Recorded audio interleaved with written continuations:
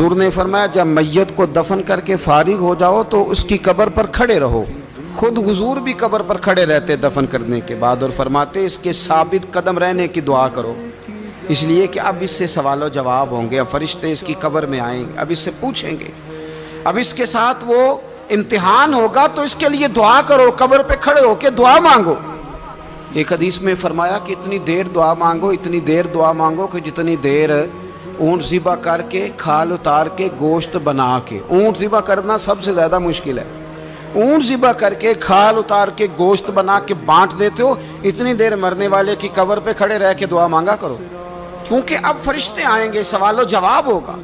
تو عذاب قبر، مصنف عبد الرزاق میں حدیث ہے کہ ایک بندے کو صرف ایک کوڑا مارا گیا تھا قبر میں، ایک کوڑا، ایک درہ، تو اس کی ساری قبر میں آگ بھڑک اٹھی.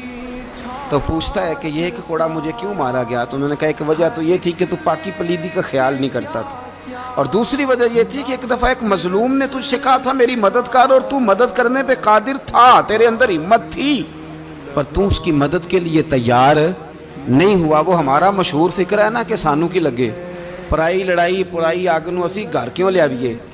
تو وہ جو ہمارا خاص معاملہ ہے نا کہ کسی کی مدد نہیں کرنی، وہ ہمیں خراب کرتی ہے، ہمارے حالات بگڑ جاتے ہیں.